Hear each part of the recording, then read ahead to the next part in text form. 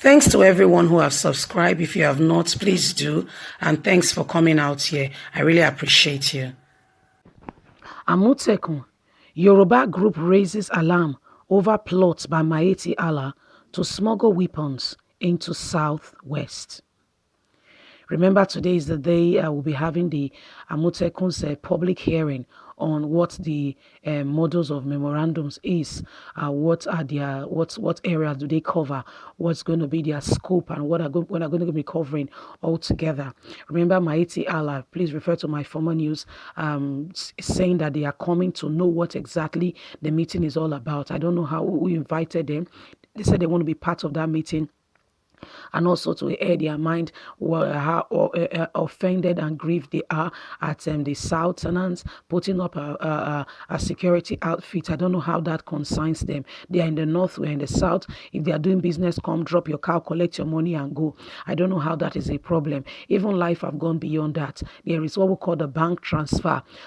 We pay money into your account, send the cars through the vehicle, they deliver. You don't need to come. So I don't understand exactly what Miyetti Allah is talking about. But let's go to the group. A pan Yoruba group, Yoruba Youth Forum, YYC, has raised alarm over what is described as plot by some members of Miyetti Allah to smuggle weapons into the southwest using the jest of transporting cows to cover up. The group, speaking through its President General, Comrade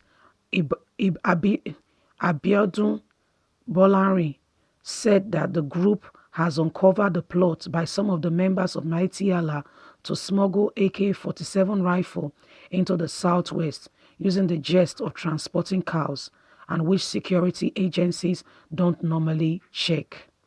We have uncovered the plot by some of the members of Miyetti Allah to smuggle weapons into the southwest, covering with the jest of transporting cows. This is all because of the failed attempt to prevent Operation Amotekun. Bolawan urged all governors in the southwest, who are the number one security officers in their various states, to look into the issue and put all necessary machineries in motion to safeguard lives and property of the Yoruba people and other law-abiding citizens of the public. The earlier we understand that Miyetti Allah is not comfortable with the establishment of Amotekun, the better we begin to take matters considering our security seriously. These people have agenda in the southwest, and if we fold our arms and look other way, we would pay dearly for it. We must all be vigilant and take nothing for granted when it comes to our security. So the youth has uncovered the plots by Miyetti Allah to smuggle AK-47, and what they are planning to do is actually to disrupt, Operation Amotekun that is about to kick off.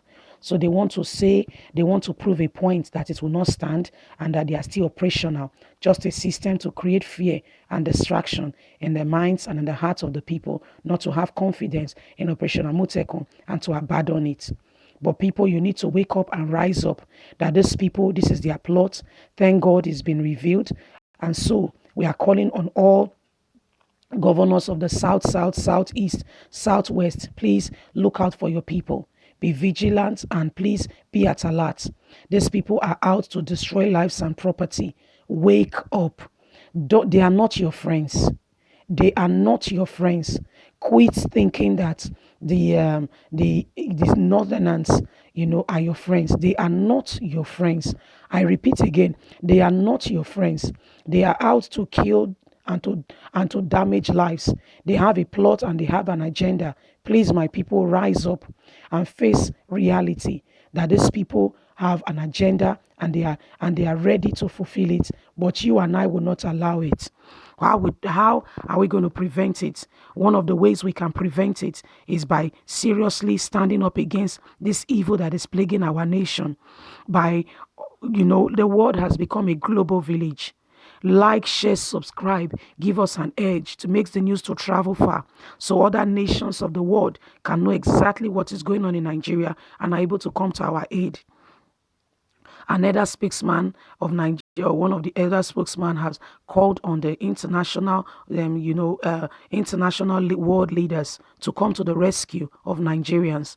That the government are destroying her own people because the president the person of the president is the number one Boko Haram man in the land. EU came to Nigeria asking how they can help, how they can, what they can do. And Buhari told them, don't worry, we are fine. What you might be angry to say they would have come in all the way. No, international laws does not operate that way. There is protocol in place. First and foremost, they come and they go to the president. They go to the president nicely and they ask what is going on. They ask and they look at the issues from the political aspect, following due protocol. They don't just come and bounce on people and just take over their governance or their government. No, it doesn't happen that way.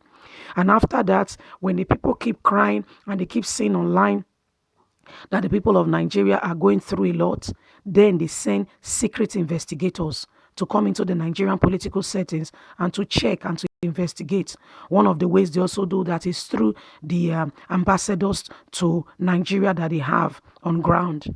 And they begin to hear, look at the news, look at the reports, what is happening in that area. These persons and the secret investigators come in and they are able to report back to the world leaders to say, you know what, the Nigerian government is lying, this and this and this is what is going on. And then the world leaders are able to call. Then again, there is another protocol. They call the person of the president and present to him facts and figures and saying, we came to you and we asked, and you said everything is fine. But this and this and this is what we are hearing. And these are facts and figures. What can you say to that? They give him opportunity to defend himself and to defend what he has said earlier.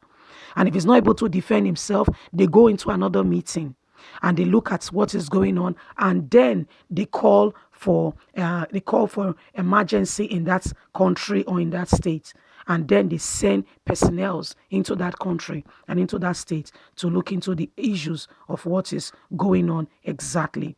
So, my people, there is protocol in place. So, where you and I coming, is we declaring through the news. We keep clamoring, we keep announcing it, we keep putting it out there that this is happening in Nigeria and the government is covering what is going on with the lives and property of people. There is destruction of lives and property. Then they've done the first one.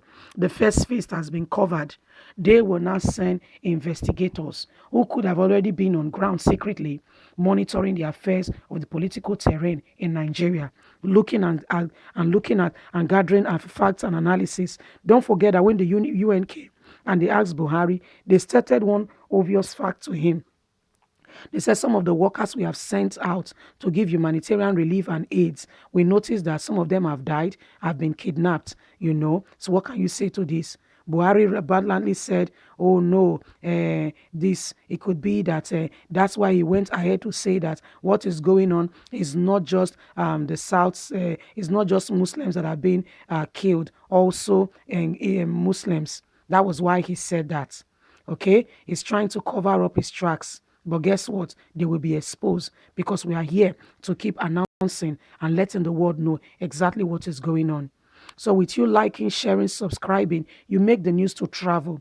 So that when they put in buzzword, there are things we call buzzword, trigger factors to look at to see what is going on in this place.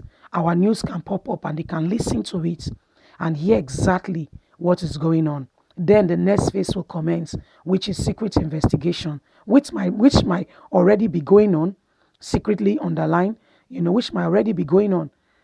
So they look at that and they also call, and then they call out for investigation on what is going on in the land. And after that, our government can be indicted in the sense that the government of the world leaders can come in and can take and seize their government from their hand, and the world and Nigeria will be put on a state of emergency, and sanctions can be given to the government. Those sanctions are a way of warning them to say that we know what you are doing, and that's what Buhari is really scared of. That's why, have you not noticed that he starts sending condolence visits to those he has killed? That's why he's sending it. He's trying to make up so that he will not get sanctioned. Because if he gets sanctioned, like what is going on now, he will not be able to travel. Nigeria will not be able to do trades with other countries. Will not be able to sell the crude oil that they are all feasting on. That governors will not speak up, that they will not speak of the truth and gather facts and speak to the nations of the world to let them know what exactly is going on in Nigeria. So, my people, these are some of the things. That's why we are calling on you. Please like, share, subscribe, click on the notification button so you can get all our latest news. God bless you. Have a good day.